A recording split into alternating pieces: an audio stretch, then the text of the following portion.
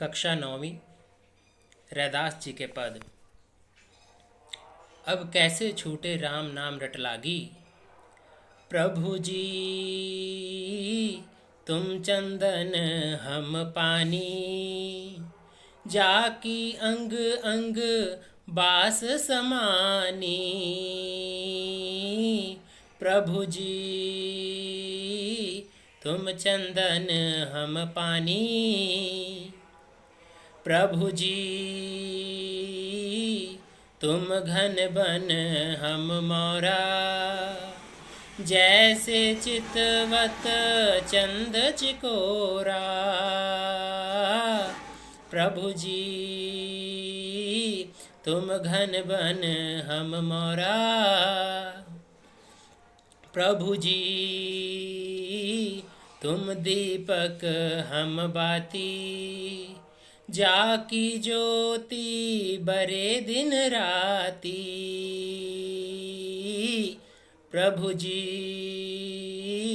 तुम दीपक हम बाती, प्रभु जी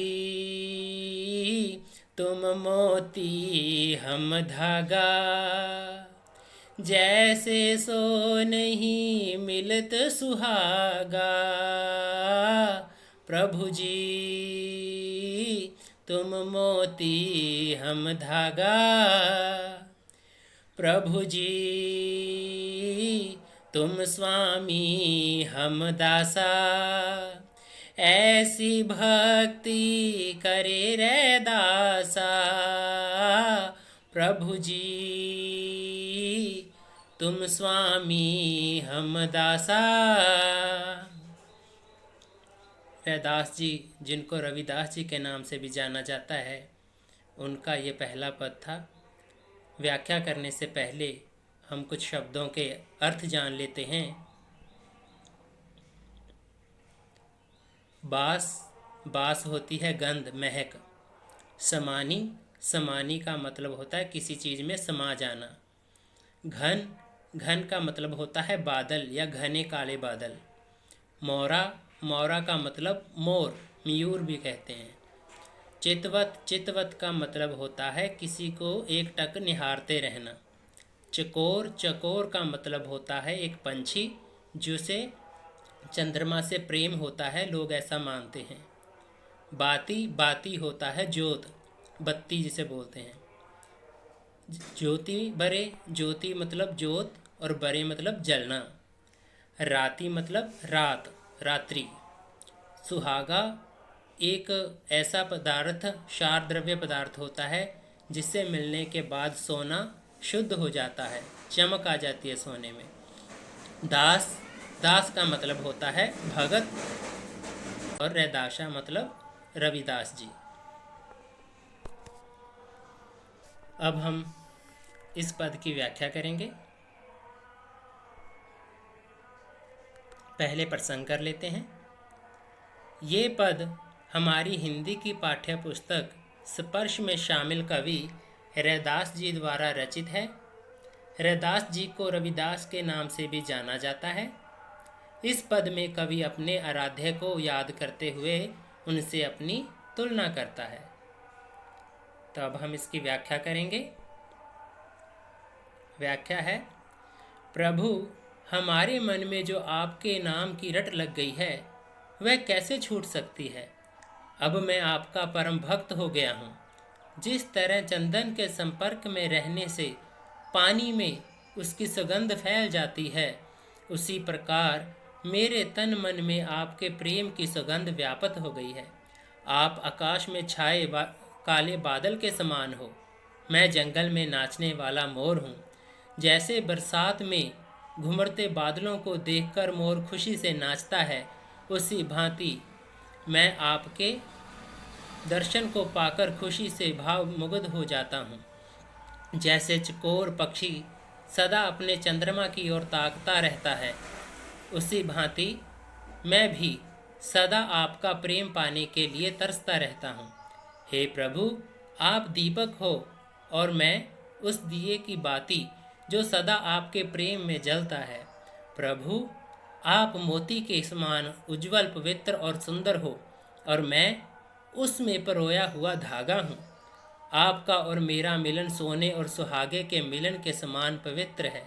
जैसे सुहागे के संपर्क में सोना खरा हो जाता है, उसी तरह मैं आपके संपर्क में शुद्ध हो जाता हूँ। हे प्रभु, आप स्वामी हो और मैं आपका दास हूँ।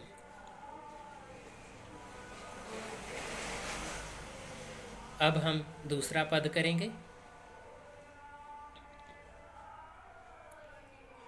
ऐसी लाल तुझ बिन कौन करे, गरीब निवाज गुसैया मेरा माथे छत्र धरे।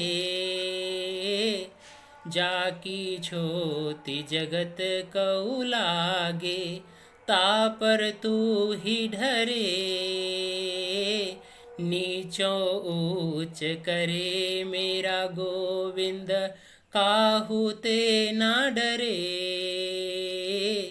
नामदेव कबीर तिलोचन, सधना सैन तरे।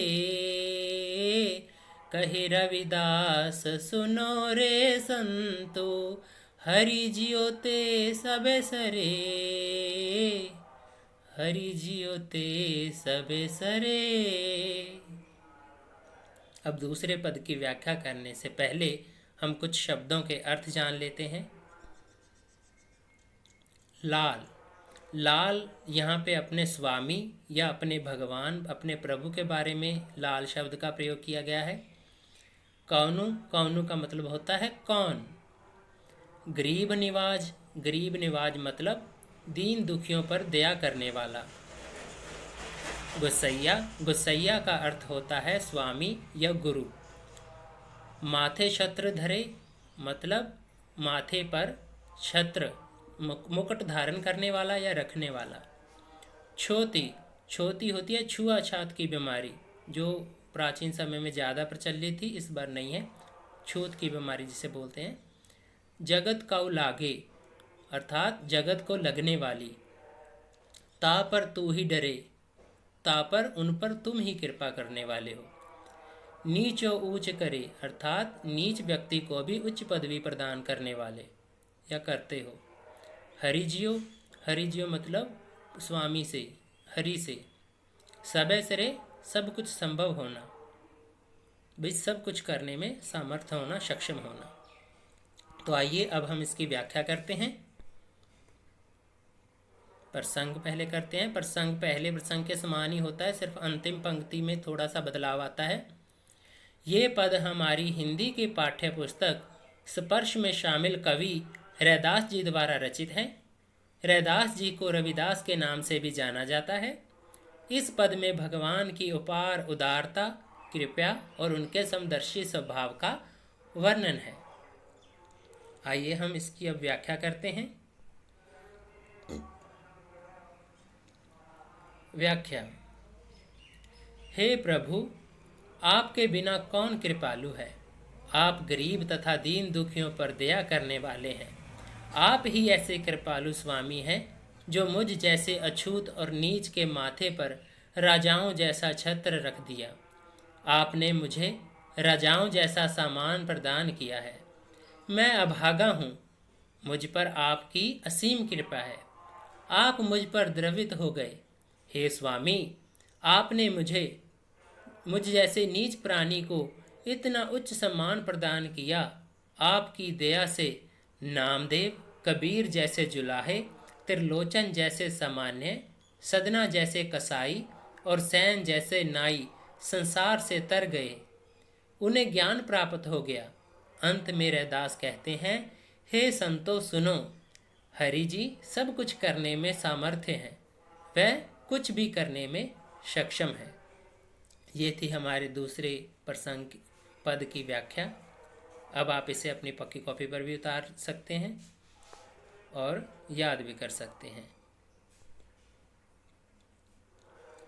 वीडियो देखने के लिए आपका धन्यवाद। कोई सुझाव हो तो कमेंट बॉक्स में ज़रूर लिखें और बताइए कि वीडियो आपको कैसी लगी। Thank you.